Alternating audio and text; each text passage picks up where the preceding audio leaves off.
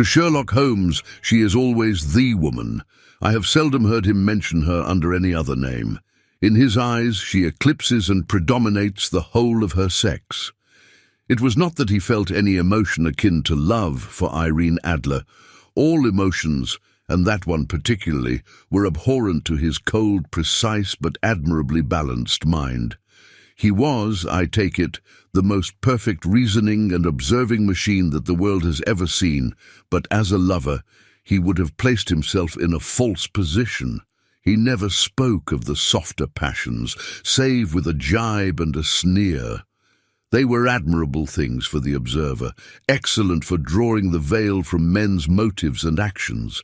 But for the trained reasoner to admit such intrusions into his own delicate and finely adjusted temperament was to introduce a distracting factor which might throw a doubt upon all his mental results. Grit in a sensitive instrument, or a crack in one of his own high-power lenses, would not be more disturbing than a strong emotion in a nature such as his. And yet there was but one woman to him, and that woman was the late Irene Adler, of dubious and questionable memory. I had seen little of Holmes lately. My marriage had drifted us away from each other. My own complete happiness and the home-centered interests which rise up around the man who first finds himself master of his own establishment were sufficient to absorb all my attention, while Holmes, who loathed every form of society with his whole Bohemian soul, remained in our lodgings in Baker Street, buried among his old books and alternating from week to week between cocaine and ambition, the drowsiness of the drug and the fierce energy of his own keen nature. He was still, as ever, deeply attracted by the study of crime, and occupied his immense faculties and extraordinary powers of observation in following out those clues and clearing up those mysteries which had been abandoned as hopeless by the official police. From time to time I heard some vague account of his doings, of his summons to Odessa in the case of the Trepov murder, of his clearing up of the singular tragedy of the Atkinson brothers at Trincomalee, and finally of the mission which he had accomplished so delicately and successfully for the reigning family of Holland. Beyond these signs of his activity, however, which I merely shared with all the readers of the daily press, I knew little of my former friend and companion. And one night, it was on the 20th of March, 1888. I was returning from a journey to a patient, for I had now returned to civil practice, when my way led me through Baker Street. As I passed the well-remembered door, which must always be associated in my mind with my wooing and with the dark incidents of the study in scarlet, I was seized with a keen desire to see Holmes again and to know how he was employing his extraordinary powers. His rooms were brilliantly lit, and even as I looked up, I saw his tall, spare figure pass twice in a dark silhouette against the blind. He was pacing the room swiftly, eagerly, with his head sunk upon his chest and his hands clasped behind him. To me, who knew his every mood and habit, his attitude and manner told their own story. He was at work again. He had risen out of his drug-created dreams and was hot upon the scent of some new problem. I rang the bell and was shown up to the chamber, which had formerly been, in part, my own. His manner was not effusive, it seldom was, but he was glad, I think, to see me. With hardly a word spoken, but with a kindly eye, he waved me to an armchair, threw across his case of cigars, and indicated a spirit case and a gas gougine in the corner. Then he stood before the fire and looked me over in his singular, introspective fashion. "Wedlock suits you," he remarked. "I think, Watson, that you have put on 7.5 pounds since I saw you." "7," I answered. "Indeed, I should have thought a little more, just a trifle more, I fancy, Watson, and in practice again, I observe. You did not tell me that you intended to go into harness. Then how did you know? I see it, I deduce it. How do I know that you have been getting yourself very wet lately, and that you have a most clumsy and careless servant girl?" "My dear Holmes," I said, "this is too much. You would certainly have been burned had you lived a few centuries ago. It is true that I had a country walk on Thursday and came home in a dreadful mess, but as I have changed my clothes, I can't imagine how you deduce it. As to Mary Jane, she is incorrigible, and my wife has given her notice, but there again I fail to see how you work it out." He chuckled to himself and rubbed his long, nervous hands together. "It is simplicity itself," said he. "My eyes tell me that on the inside of your left shoe, just where the firelight strikes it, the leather is scored by 6 almost parallel cuts. Obviously they have been caused by someone who has very carelessly scraped round the edges of the sole in order to remove crusted mud from it. Hence, you see my double deduction that you had been out in vile weather, and that you had a particularly malignant boot-slitting specimen of the London slavey. As to your practice, if a gentleman walks into my room smelling of iodoform, with a black mark of nitrate of silver upon his right forefinger and a bulge on the right side of his top hat to show where he has secreted his stethoscope, I must be dull, indeed, if I do not pronounce him to be an active member of the medical profession." I could not help laughing at the ease with which he explained his process of deduction. "When I hear you give your reasons," I remarked, "the thing always appears to me to be so ridiculously simple that I could easily do it myself, though at each successive instance of your reasoning I am baffled until you explain your process. And yet I believe that my eyes are as good as yours." "Quite so," he answered, lighting a cigarette and throwing himself down into an armchair. "You see, but you do not observe. The distinction is clear. For example, you have frequently seen the steps which lead up from the hall to this room." "Frequently." "How often?" "Well, some hundreds of times." "Then how many are there?" "How many? I don't know." "Quite so. You have not observed, and yet you have seen." "That is just my point. Now I know that there are 17 steps, because I have both seen and observed. By the way, since you are interested in these little problems, and since you are good enough to chronicle 1 or 2 of my trifling experiences, you may be interested in this." He threw over a sheet of thick, pink-tinted notepaper which had been lying open upon the table. "It came by the last post," said he. "Read it aloud." The note was undated, and without either signature or address, and read as follows: "There will call upon you tonight, at 7:45, a gentleman who desires to consult you upon a matter of the very deepest moment. Your recent services to one of the royal houses of Europe have shown that you are one who may safely be trusted with matters which are of an importance which can hardly be exaggerated. This account of you we have from all quarters received. Be in your chamber then, at that hour, and do not take it amiss if your visitor wear a mask." After reading the note, I set it back down upon the desk.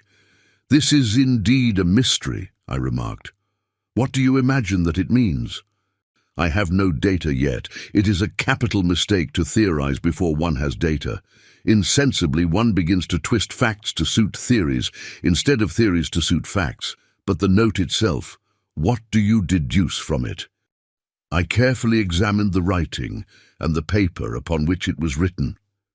"The man who wrote it was presumably well-to-do," I remarked, endeavoring to imitate my companion's processes. "Such paper could not be bought under £0.50 a packet. It is peculiarly strong and stiff." "Peculiar. That is the very word," said Holmes. "It is not an English paper at all. Hold it up to the light." I did so, and saw a large E with a small g, a P, and a large G with a small t, woven into the texture of the paper. "What do you make of that?" asked Holmes. "The name of the maker, no doubt, or his monogram, rather." "Not at all. The G with the small t stands for Gesellschaft, which is the German for company. It is a customary contraction like our co. P, of course, stands for papier. Now, for the E.G. Let us glance at our Continental Gazetta. He took down a heavy brown volume from his shelves. Egglonitz. Here we are, Egria. It is a German-speaking country in Bohemia, not far from Carlsbad. Remarkable as being the scene of the death of Wallenstein, and for its numerous glass factories and paper mills. Ha ha, my boy, what do you make of that? His eyes sparkled, and he sent up a great blue, triumphant cloud from his cigarette. The paper was made in Bohemia, I said. Precisely. And the man who wrote the note is a German. Do you note the peculiar construction of the sentence? Here I quote, "This account of you we have from all quarters received." End quote. A Frenchman or Russian could not have written that. It is the German who is so uncourteous to his verbs. It only remains, therefore, to discover what is wanted by this German, who writes upon Bohemian paper and prefers wearing a mask to showing his face. And here he comes, if I am not mistaken, to resolve all our doubts. As he spoke, there was the sharp sound of horses' hoofs and grating wheels against the curb, followed by a sharp pull at the bell. Holmes whistled. "A pair by the sound," said he. "Yes," he continued, glancing out of the window. "A nice little brougham and a pair of beauties, 150 guineas apiece. There's money in this case, Watson, if there is nothing else." "I think that I had better go, Holmes." "Not a bit, Doctor. Stay where you are. I am lost without my Boswell, and this promises to be interesting. It would be a pity to miss it. But your client, never mind him. I may want your help, and so may he. Here he comes. Sit down in that armchair, Doctor, and give us your best attention." A slow and steady step, which had been heard upon the stairs and in the passage, paused immediately outside the door. Then there was a loud and authoritative tap. "Come in," said Holmes. A man entered who could hardly have been less than 6 feet 6 inches in height, with the chest and limbs of Hercules. His dress was rich with a richness which would, in England, be looked upon as akin to bad taste. Heavy bands of astrakhan were slashed across the sleeves and fronts of his double-breasted coat, while the deep blue cloak, which was thrown over his shoulders, was lined with flame-coloured silk and secured at the neck with a brooch which consisted of a single flaming beryl. Boots, which extended halfway up his calves, and which were trimmed at the tops with rich brown fur, completed the impression of barbaric opulence which was suggested by his whole appearance. He carried a broad-brimmed hat in his hand, while he wore across the upper part of his face, extending down past the cheekbones, a black vizard mask, which he had apparently adjusted that very moment, for his hand was still raised to it as he entered. From the lower part of the face appeared to be a man of strong character, with a thick hanging lip and a long straight chin, suggestive of resolution pushed to the length of obstinacy. "You had my note?" he asked with a deep, harsh voice and a strongly marked German accent. "I told you that I would call." He looked from one to the other of us, as if uncertain which to address. "Pray take a seat," said Holmes. "This is my friend and colleague, Dr. Watson, who's occasionally good enough to help me in my cases. Whom have I the honour to address?" "You may address me as the Count von Kram, a Bohemian nobleman. I understand that this gentleman, your friend, is a man of honour and discretion, whom I may trust with a matter of the most extreme importance.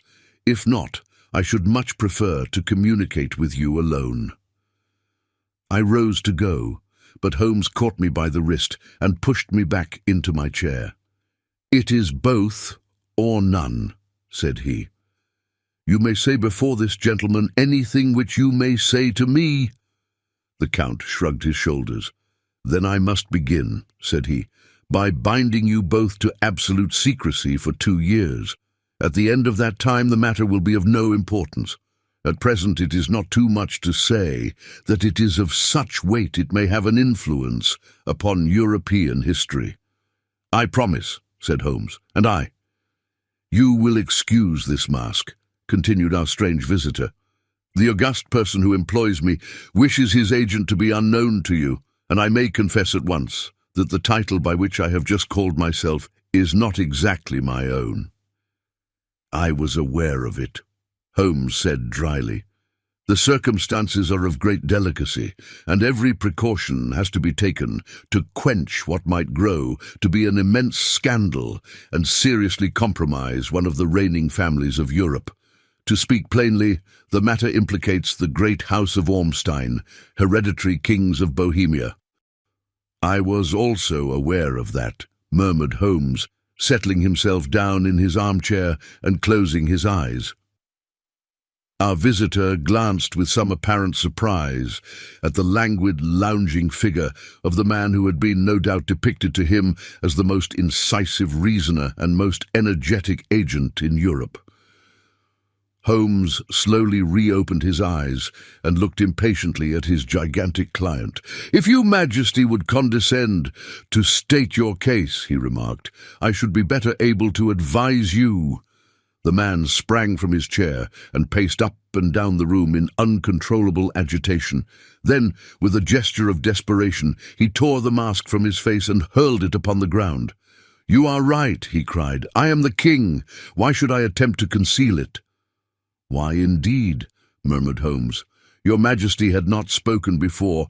I was aware that I was addressing Wilhelm Gottsreich, Sigismund von Ormstein, Grand Duke of Kassel-Felstein, and hereditary King of Bohemia." "But you can understand," said our strange visitor, sitting down once more and passing his hand over his high white forehead. "You can understand that I am not accustomed to doing such business in my own person. Yet the matter was so delicate that I could not confide it to an agent without putting myself in his power. I have come incognito from Prague for the purpose of consulting you." "Then pray consult," said Holmes, shutting his eyes once more. "The facts are briefly these. Some 5 years ago, during a lengthy visit to Warsaw, I made the acquaintance of the well-known adventuress Irene Adler. The name is no doubt familiar to you." "Kindly look her up in my index, Doctor," murmured Holmes, without opening his eyes. For many years he had adopted a system of docketing all paragraphs concerning men and things, so that it was difficult to name a subject or person on which he could not at once furnish information. In this case I found her biography sandwiched in between that of a Hebrew rabbi and that of a staff commander who had written a monograph upon the deep-sea fishes. "Let me see," said Holmes. Born in New Jersey in the year 1858. Contralto. La Scala. Prima donna Imperial Opera of Warsaw. Yes. Retired from operatic stage. Ha! Living in London. Quite so. Your Majesty, as I understand, became entangled with this young person, wrote her some compromising letters, and is now desirous of getting those letters back. Precisely so. But how? Was there a secret marriage? None. No legal papers or certificates? None. Then I fail to follow your Majesty. If this young person should produce her letters for blackmailing or other purposes, how is she to prove their authenticity? There is the writing. Pooh, forgery. My private notepaper, stolen. My own seal, imitated. My photograph, bought. We were both in the photograph. Oh dear, that is very bad. Your Majesty has indeed committed an indiscretion. It was mad. Insane. You have compromised yourself seriously. I was only the Crown Prince then. I was young. I am but 30 now. It must be recovered. We have tried and failed. Your Majesty must pay. It must be bought. She will not sell. Stolen, then. 5 attempts have been made. Twice burglars in my pay ransacked her house. Once we diverted her luggage when she travelled. Twice she has been waylaid. There has been no result. No sign of it. Absolutely none. Holmes laughed. "It is quite a pretty little problem," said he. "But a very serious one to me," returned the king reproachfully. "Very indeed. And what does she propose to do with the photograph?" "To ruin me." "But how?" I am about to be married. So I have heard. To Clotilde Lottmann von Saxe-Meiningen, second daughter of the King of Scandinavia. You may know the strict principles of her family. She is herself the very soul of delicacy. A shadow of a doubt as to my conduct would bring the matter to an end. And Irene Adler threatens to send them the photograph, and she will do it. I know that she will do it. You do not know her, but she has a soul of steel. She has the face of the most beautiful of women, and the mind of the most resolute of men. Rather than I should marry another woman, there are no lengths to which she would not go. None. You are sure that she has not sent it yet? I am sure. And why? Because she has said that she would send it on the day when the betrothal was publicly proclaimed. That will be next Monday. Oh, then we have 3 days yet, said Holmes with a yawn. That is very fortunate, as I have 1 or 2 matters of importance to look into just at present. Your Majesty will, of course, stay in London for the present? Certainly. You will find me at the Langham under the name of the Count von Cram. Then I shall drop you a line to let you know how we progress. Pray do so. I shall be all anxiety. Then, as to money, you have carte blanche. Absolutely. I tell you that I would give one of the provinces of my kingdom to have that photograph. And for present expenses? The king took a heavy chamois leather bag from under his cloak and laid it on the table. There are £300 in gold and 700 in notes, he said. Holmes scribbled a receipt upon a sheet of his notebook and handed it to him. And Mademoiselle's address, he asked, is Briney Lodge, Serpentine Avenue, St. John's Wood. Holmes took a note of it. One other question, said he. Was the photograph a cabinet? It was. Then, good night, Your Majesty, and I trust that we shall soon have some good news for you. And good night, Watson, he added, as the wheels of the Royal Brougham rolled down the street. If you will be good enough to call tomorrow afternoon at 3 o'clock, I should like to chat this little matter over with you.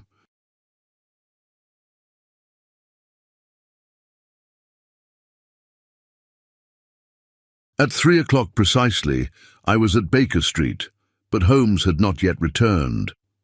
The landlady informed me that he had left the house shortly after 8 o'clock in the morning.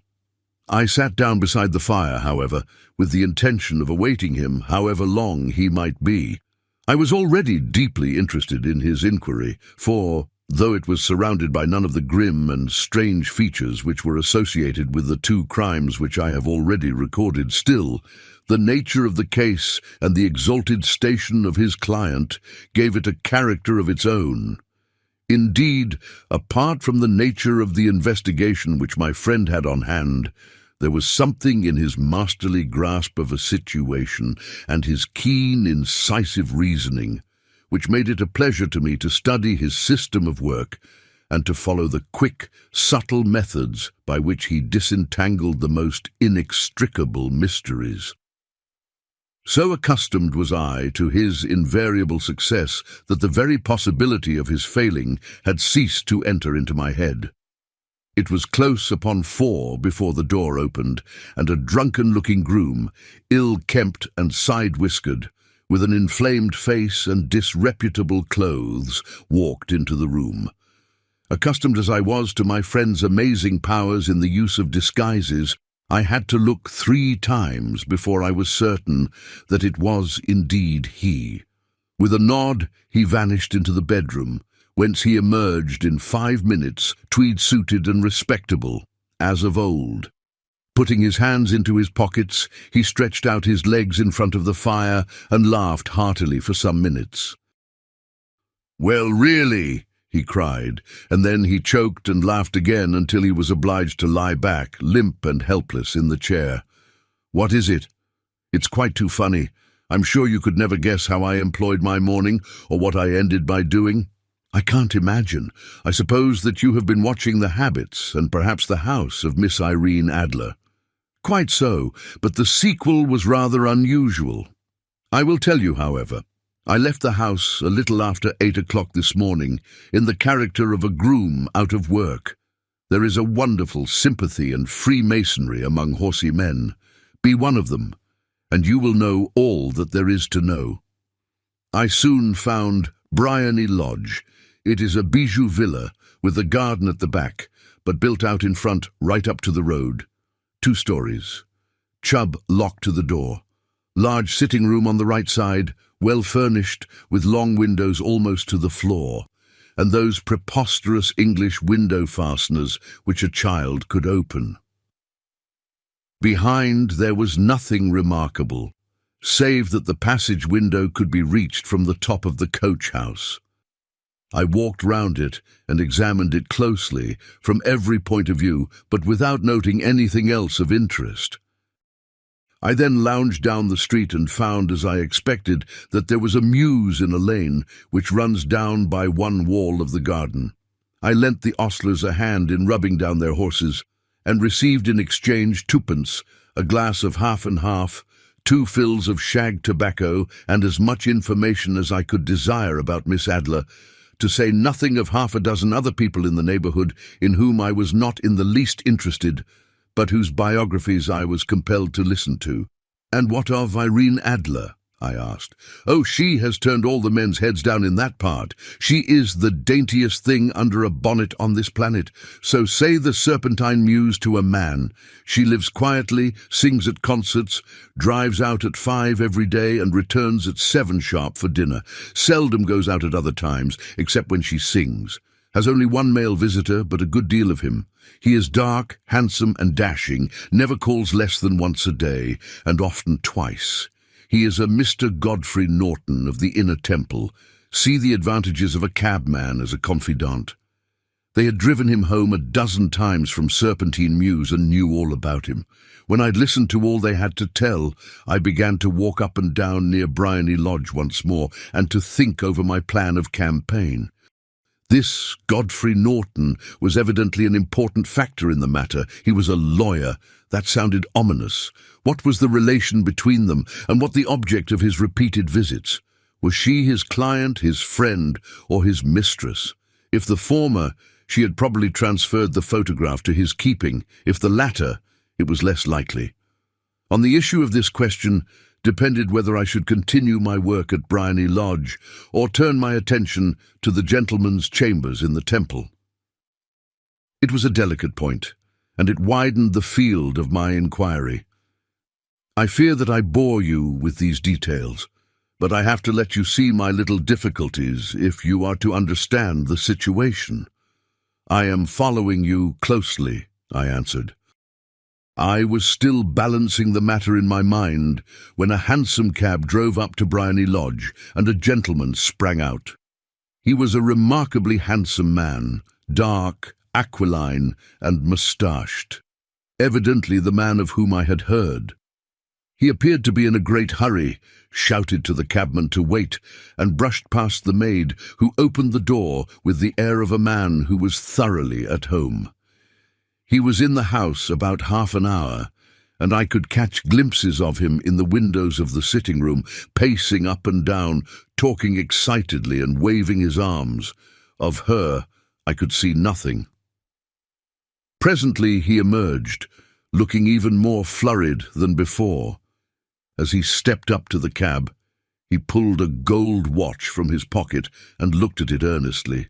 "Drive like the devil," he shouted, "first to Grosam Hanky's in Regent Street and then to the Church of St. Monica in the Edgware Road. Half a guinea if you do it in 20 minutes. Away they went, and I was just wondering whether I should not do well to follow them, when up the lane came a neat little landau, the coachman with his coat only half buttoned and his tie under his ear, while all the tags of his harness were sticking out of the buckles. It hadn't pulled up before she shot out of the hall door and into it. I only caught a glimpse of her at the moment, but she was a lovely woman, with a face that a man might die for.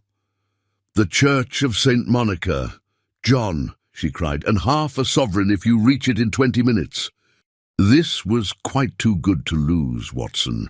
I was just balancing whether I should run for it or whether I should perch behind her landau when a cab came through the street. The driver looked twice at such a shabby fare, but I jumped in before he could object. "The Church of St. Monica," said I, "and half a sovereign if you reach it in 20 minutes. It was 25 minutes to 12, and of course it was clear enough what was in the wind. My cabbie drove fast. I don't think I ever drove faster, but the others were there before us. The cab and the landau with their steaming horses were in front of the door when I arrived. I paid the man and hurried into the church. There was not a soul there, save the two whom I had followed and a surpliced clergyman, who seemed to be expostulating with them. They were all three standing in a knot in front of the altar. I lounged up the side aisle like any other idler who has dropped into a church. Suddenly, to my surprise, the three at the altar faced round to me, and Godfrey Norton came running as hard as he could towards me. "Thank God!" he cried. "You'll do! Come, come!" "What then?" I asked. "Come, man, come, only 3 minutes, or it won't be legal." I was half dragged up to the altar, and before I knew where I was, I found myself mumbling responses which were whispered in my ear and vouching for things of which I knew nothing, and generally assisting in the secure tying up of Irene Adler, spinster, to Godfrey Norton, bachelor. It was all done in an instant, and there was the gentleman thanking me on the one side and the lady on the other, while the clergyman beamed on me in front. It was the most preposterous position in which I ever found myself in my life, and it was the thought of it that started me laughing just now. It seems that there had been some informality about their license, that the clergyman absolutely refused to marry them without a witness of some sort, and that my lucky appearance saved the bridegroom from having to sally out into the streets in search of a best man. The bride gave me a sovereign, and I mean to wear it on my watch chain in memory of the occasion. "This is a very unexpected turn of affairs," said I. "And what then?" "Well, I found my plans very seriously menaced. It looked as if the pair might take an immediate departure, and so necessitate very prompt and energetic measures on my part. At the church door, however, they separated, he driving back to the temple, and she to her own house. 'I shall drive out in the park at 5 as usual,' she said, as she left him. I heard no more. They drove away in different directions, and I went off to make my own arrangements. "Which are?" "Some cold beef and a glass of beer," he answered, ringing the bell. "I have been too busy to think of food, and I am likely to be busier still this evening. By the way, Doctor, I shall want your cooperation." "I shall be delighted. You don't mind breaking the law?" "Not in the least. Nor running a chance of arrest?" "Not in a good cause." "Oh, the cause is excellent. Then I am your man." "I was sure that I might rely on you. But what is it you wish?" "When Mrs. Turner has brought in the tray, I will make it clear to you. Now," he said, as he turned hungrily on the simple fare that our landlady had provided, "I must discuss it while I eat, for I have not much time. It is nearly 5 now. In 2 hours we must be on the scene of action. Miss Irene, or Madame, rather, returns from her drive at 7. We must be at Bryony Lodge to meet her. And what then? You must leave that to me. I have already arranged what is to occur. There is only one point on which I must insist. You must not interfere, come what may. You understand? I am to be neutral, to do nothing whatever. There will probably be some small unpleasantness. Do not join in it. It will end in my being conveyed into the house. 4 or 5 minutes afterwards the sitting-room window will open. You are to station yourself close to that open window." "Yes," I said, "you are to watch me, for I will be visible to you." "Yes. And when I raise my hand, so, you will throw into the room what I give you to throw, and will at the same time raise the cry of fire. You quite follow me?" "Entirely." "It is nothing very formidable," he said, taking a long cigar-shaped roll from his pocket. "It is an ordinary plumber's smoke rocket, fitted with a cap at either end to make it self-lighting. Your task is confined to that. When you raise your cry of fire, it will be taken up by quite a number of people. You may then walk to the end of the street, and I will rejoin you in 10 minutes. I hope that I have made myself clear. I am to remain neutral, to get near the window, to watch you, and at the signal to throw in this object, then to raise the cry of fire and to wait you at the corner of the street." "Precisely." "Then you may entirely rely on me." "That is excellent. I think perhaps it is almost time that I prepare for the new role I have to play." He disappeared into his bedroom and returned in a few minutes in the character of an amiable and simple-minded nonconformist clergyman. His broad black hat, his baggy trousers, his white tie, his sympathetic smile, and general look of peering and benevolent curiosity were such as Mr. John Hare alone could have equalled. It was not merely that Holmes changed his costume. His expression, his manner, his very soul seemed to vary with every fresh part that he assumed. The stage lost a fine actor even as science lost an acute reasoner when he became a specialist in crime. It was 6:15 when we left Baker Street, and it still wanted 10 minutes to the hour when we found ourselves in Serpentine Avenue. It was already dusk, and the lamps were just being lighted as we paced up and down in front of Briony Lodge, waiting for the coming of its occupant. The house was just such as I had pictured it from Sherlock Holmes's succinct description, but the locality appeared to be less private than I expected. On the contrary, for a small street in a quiet neighborhood, it was remarkably animated. There was a group of shabbily dressed men smoking and laughing in a corner, a scissors grinder with his wheel, 2 guardsmen who were flirting with a nurse girl, and several well-dressed young men who were lounging up and down with cigars in their mouths. "You see," remarked Holmes as we paced to and fro in front of the house, "this marriage rather simplifies matters. The photograph becomes a double-edged weapon now. The chances are that she would be as averse to its being seen by Mr. Godfrey Norton as our client is to its coming to the eyes of his princess. Now the question is, where are we to find the photograph? Where indeed? It is most unlikely that she carries it about with her. It is cabinet size, too large for easy concealment about a woman's dress. She knows that the king is capable of having her waylaid and searched. 2 attempts of the sort have already been made. We may take it, then, that she does not carry it about with her. Where, then? Her banker or her lawyer? There is that double possibility, but I am inclined to think neither. Women are naturally secretive, and they like to do their own secreting. Why should she hand it over to anyone else? She could trust her own guardianship, but she could not tell what indirect or political influence might be brought to bear upon a businessman.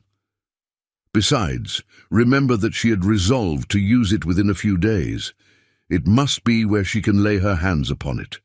It must be in her own house. But it has twice been burgled. Sure, they did not know how to look.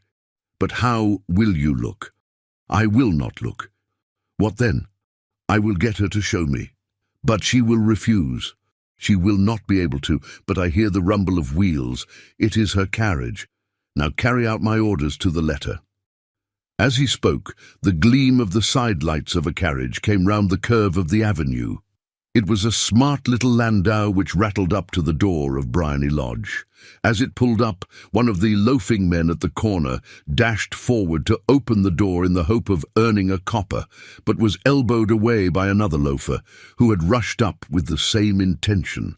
A fierce quarrel broke out, which was increased by the 2 guardsmen, who took sides with one of the loungers, and by the scissors grinder, who was equally hot upon the other side.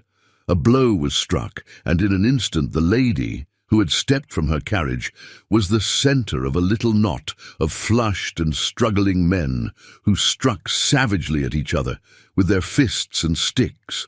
Holmes dashed into the crowd to protect the lady, but just as he reached her, he gave a cry and dropped to the ground, with the blood running freely down his face.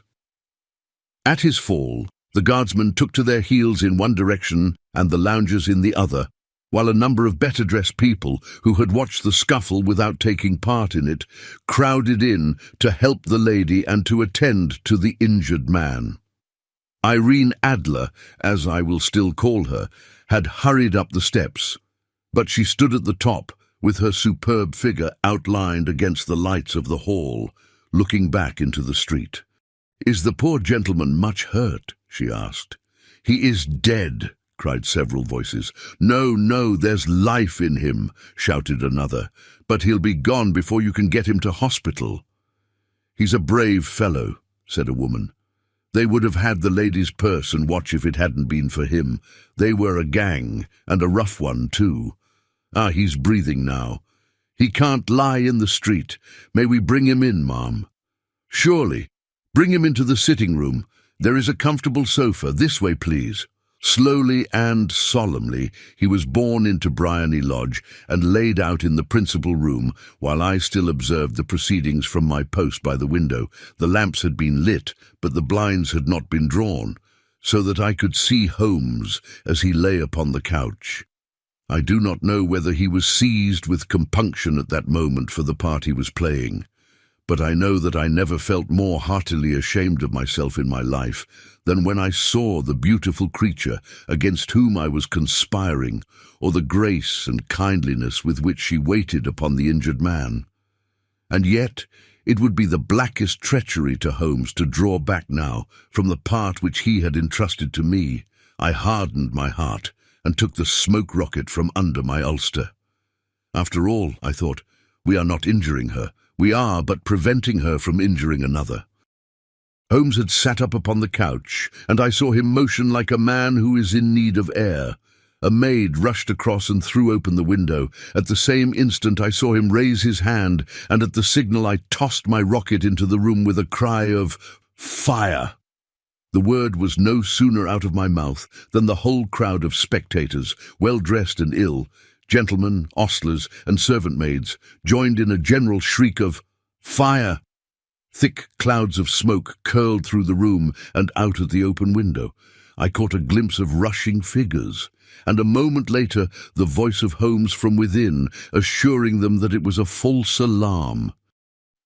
Slipping through the shouting crowd, I made my way to the corner of the street, and in 10 minutes was rejoiced to find my friend's arm in mine and to get away from the scene of uproar. He walked swiftly and in silence for some few minutes until we had turned down one of the quiet streets which lead towards the Edgware Road. "You did it very nicely, Doctor," he remarked. "Nothing could have been better. It is all right." "You have the photograph?" "I know where it is." "And how did you find out?" "She showed me, as I told you she would. I am still in the dark." "I do not wish to make a mystery," said he, laughing. "The matter was perfectly simple. You, of course, saw that everyone in the street was an accomplice. They were all engaged for the evening." "I guessed as much." "Then, when the row broke out, I had a little moist red paint in the palm of my hand. I rushed forward, fell down, clapped my hand to my face, and became a piteous spectacle. It is an old trick. That also I could fathom. Then they carried me in. She was bound to have me in. What else could she do? And into her sitting room, which was the very room which I suspected. It lay between that and her bedroom, and I was determined to see which. They laid me on a couch. I motioned for air. They were compelled to open the window, and you had your chance. How did that help you? It was all important. When a woman thinks that her house is on fire, her instinct is at once to rush to the thing which she values most. It is a perfectly overpowering impulse, and I have more than once taken advantage of it. In the case of the Darlington substitution scandal, it was of use to me, and also in the Arnsworth Castle business. A married woman grabs at her baby, an unmarried one reaches for her jewel box. Now it was clear to me that Our Lady of today had nothing in the house more precious to her than what we are in quest of. She would rush to secure it. The alarm of fire was admirably done. The smoke and shouting were enough to shake nerves of steel. She responded beautifully. The photograph is in a recess behind a sliding panel just above the right bell pull. She was there in an instant, and I caught a glimpse of it as she half drew it out. When I cried out that it was a false alarm, she replaced it, glanced at the rocket, rushed from the room, and I have not seen her since. I rose and, making my excuses, escaped from the house. I hesitated whether to attempt to secure the photograph at once. But the coachman had come in, and as he was watching me narrowly, it seemed safer to wait. A little over-precipitance may ruin all. And now, I asked, our quest is practically finished. I shall call with the king tomorrow, and with you, if you care to come with us. We will be shown into the sitting room to wait for the lady, but it is probable that when she comes, she may find neither us nor the photograph. It might be a satisfaction to His Majesty to regain it with his own hands. And when will you call? At 8 in the morning. She will not be up, so that we shall have a clear field. Besides, we must be prompt, for this marriage may mean a complete change in her life and habits.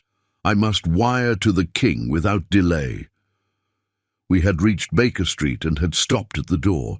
He was searching his pockets for the key when someone passing said, "Good night, Mr. Sherlock Holmes." There were several people on the pavement at the time, but the greeting appeared to come from a slim youth in an ulster who had hurried by. "I've heard that voice before," said Holmes, staring down the dimly lit street. "Now, I wonder who the deuce that could have been."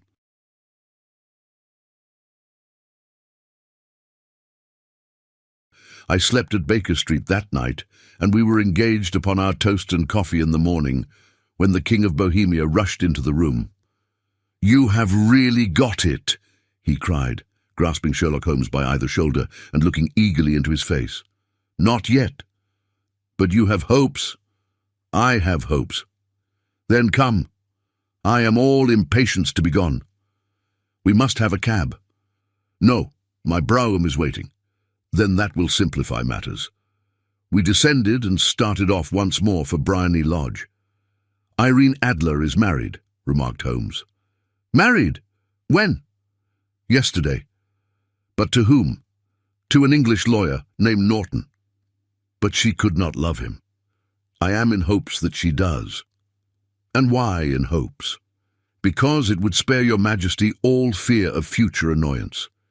If the lady loves her husband, she does not love your Majesty. If she does not love your Majesty, there is no reason why she should interfere with your Majesty's plan." "It is true, and yet, well, I wish she had been of my own station. What a queen she would have made!" He relapsed into a moody silence, which was not broken until we drew up in Serpentine Avenue. The door of Briony Lodge was open, and an elderly woman stood upon the steps. She watched us with a sardonic eye as we stepped from the brougham. "Mr. Sherlock Holmes, I believe," said she. "I am Mr. Holmes," answered my companion, looking at her with a questioning and rather startled gaze. "Indeed, my mistress told me that you were likely to call. She left this morning with her husband by the 5:15 train from Charing Cross for the Continent." "What?" Sherlock Holmes staggered back, white with chagrin and surprise. "Do you mean that she has left England?" "Never to return." "And the papers?" asked the king hoarsely. "All is lost." "We shall see." He pushed past the servant and rushed into the drawing-room, followed by the king and myself. The furniture was scattered about in every direction, with dismantled shelves and open drawers, as if the lady had hurriedly ransacked them before her flight. Holmes rushed at the bell-pull, tore back a small sliding shutter, and, plunging in his hand, pulled out a photograph and a letter. The photograph was of Irene Adler herself in evening dress. The letter was superscribed to Sherlock Holmes, to be left till called for. My friend tore it open, and we all three read it together. It was dated at midnight of the preceding night and ran in this way. "My dear Mr. Sherlock Holmes, you really did it very well. You took me in completely. Until after the alarm of fire, I had not a suspicion, but then, when I found how I had betrayed myself, I began to think. I had been warned against you months ago. I had been told that if the king employed an agent, it would certainly be you. And your address had been given me. Yet, with all this, you made me reveal what you wanted to know. Even after I became suspicious, I found it hard to think evil of such a dear, kind old clergyman. But you know, I have been trained as an actress myself. Male costume is nothing new to me. I often take advantage of the freedom which it gives. I sent John, the coachman, to watch you, ran upstairs, got into my walking clothes, as I call them, and came down just as you departed. Well, I followed you to your door, and so made sure that I was really an object of interest to the celebrated Mr. Sherlock Holmes.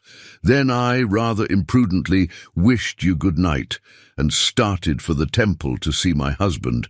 We both thought the best resource was flight when pursued by so formidable an antagonist. So you will find the nest empty when you call tomorrow. As to the photograph, your client may rest in peace. I love and am loved by a better man than he.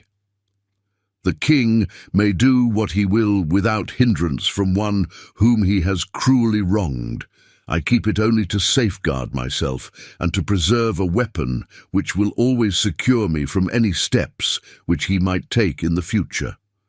I leave a photograph which he might care to possess, and I remain, dear Mr. Sherlock Holmes, very truly yours, Irene Norton Adler." "What a woman! Oh, what a woman!" cried the King of Bohemia, when we had all three read this epistle. "Did I not tell you how quick and resolute she was? Would she not have made an admirable queen? Is it not a pity that she was not on my level? From what I have seen of the lady, she seems, indeed, to be on a very different level to your Majesty," said Holmes coldly. "I am sorry that I have not been able to bring your Majesty's business to a more successful conclusion." "On the contrary, my dear sir," cried the king, "nothing could be more successful. I know that her word is inviolate. The photograph is now as safe as if it were in the fire. I am glad to hear your Majesty say so. I am immensely indebted to you. Pray tell me in what way I can reward you. This ring—" He slipped an emerald snake ring from his finger and held it out upon the palm of his hand. "Your Majesty has something which I should value even more highly," said Holmes. "You have but to name it." "This photograph." The king stared at him in amazement. "Irene's photograph!" he cried. "Certainly, if you wish it." "I thank your Majesty. Then there is no more to be done in the matter. I have the honor to wish you a very good morning." He bowed, and turning away without observing the hand which the king had stretched out to him, he set off in my company for his chambers. And that was how a great scandal threatened to affect the kingdom of Bohemia, and how the best plans of Mr. Sherlock Holmes were beaten by a woman's wit. He used to make merry over the cleverness of women, but I have not heard him do it of late. And when he speaks of Irene Adler, or when he refers to her photograph, it is always under the honorable title of the woman.